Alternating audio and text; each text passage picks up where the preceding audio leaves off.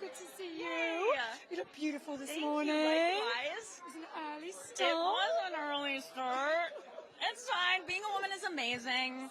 Waking up at 4 in the morning to let your team in and just sitting there and not eating Thai food, like not eating as much Thai food as I wanted last night because I didn't want to be bloated today. Doing lymphatic drain, like pulling on my ears, watching TikTok tutorials about how to get all the water out of my head. Pulling on your ears, I didn't know that that's one. another thing is like flipping your ears and like tugging at your ears, and it never ends. That's what my algo is right now. What though. to do? A lot of beautiful Asian women pulling on their ears, and I go, okay, I'll try it. I'll try anything. Try anything. Yeah, let's do it.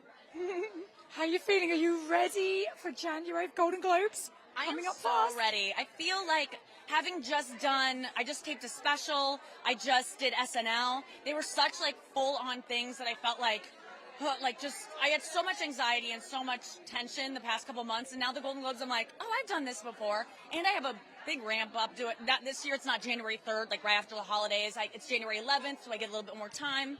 I also feel like because I did it last year, everyone who's there kind of like knows what I'm about now. And I think last year they were all kind of like just bracing themselves for impact of like, what's she going to say? Is she going to make fun of me? And I think this year they'll be a little bit more down to play with me. And, you know, when the camera goes to them, when I say their name, they're not going to be like, what's she going to say? It's going to be more like of a playful thing where I can like interact with them. And there's a familiarity there because I felt like last year I had a little bit of imposter syndrome of like, what am I doing here? All these people are going to be thinking the same thing. And I think last year I proved myself that like, oh, okay, I know what I'm doing and everyone's going to be more relaxed because that is the best thing you can have going into anything that you do is that when you're performing in front of a live audience is that you just don't want them to be nervous for you. And so I want them to know I'm not nervous about this. We're going to have fun. I've got this. And I feel like last year they sensed that. You really do have it. So who should be where? Who are you like thinking you're going to, can't wait to get your hands on and do a little roasting? You know, I guess Mr. Wonderful is a target that I'm thinking of right now because he goes hard on Shark Tank and now he's in this Oscar, I mean, it's going to be an Oscar nominated, it's going to be a Golden Globes nominated movie, Marty Supreme.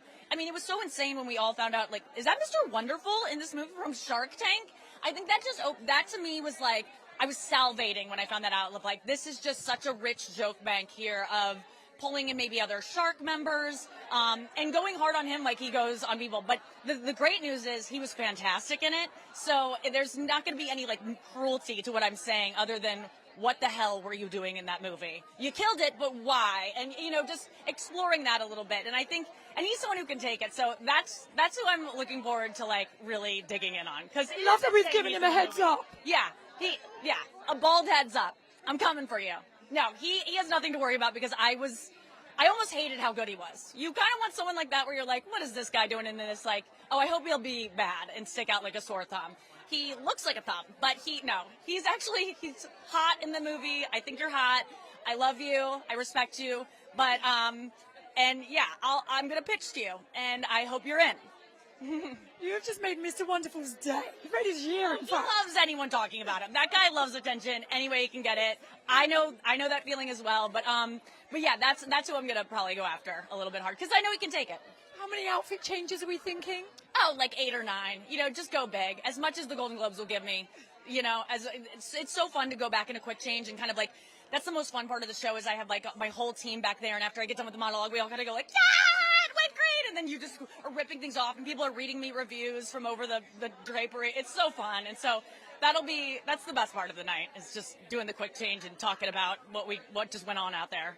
And what about holidays? Because it is later this year, do you get to like celebrate over Christmas and New Year's? Yeah, it's going to be later. Yeah, it's January 11th, so I am going to go home for the holidays. I live in St. Louis, so I'm going to go home and see my dogs, and my family, and yeah, and like just have like a little bit of a rest, but I bet you anything, Christmas will roll around. I'll be like, can I do a set tonight? Like, is any club open? I'll be like looking for places to run my set. I'll be like standing in front of the fireplace, running my set for my family as they're all like, okay, do we have to watch this again? Like I did when I was a kid. Like, I'm performing, and I'll be just I'm like, Dad, you're Mr. Wonderful. Mom, you're Chalamet, you know.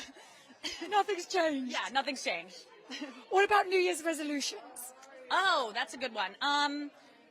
My New Year's resolution will be to to like myself more. Isn't that always the goal? Is just to be gentler to myself, to be nicer to myself, to be less judgmental, and to put myself out there a little bit more. I feel like this weird thing happened where I used to be like so unbridled, say anything I want, put it all out there. That's like what I was, comedian. You just say it like it is. And then when a little bit more attention came on, I felt like, oh, now it's like I gotta kind of shut up because I'm too scrutinized. If something I say gets taken out of context, it could be a headline. And I want to like get back to that freedom of like talking the way I used to and not being so scared of the fallout or getting canceled or, Taylor Swift likes her friends canceled, so maybe I'll be in her crew if I say something wrong. We want you to say whatever you feel like. I think that's what everyone wants, but you get scared, because you want.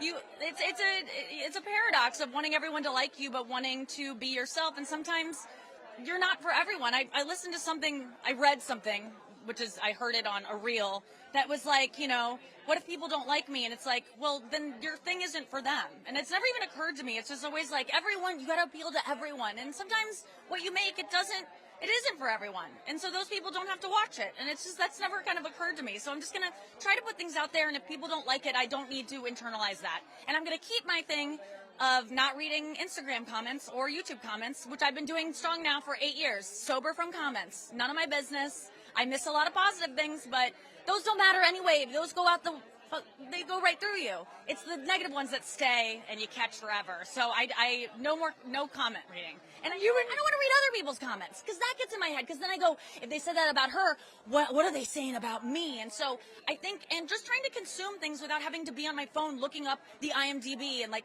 trying to watch things without having to see what the public is saying about it before I make my own opinion. And you and Taylor are good now.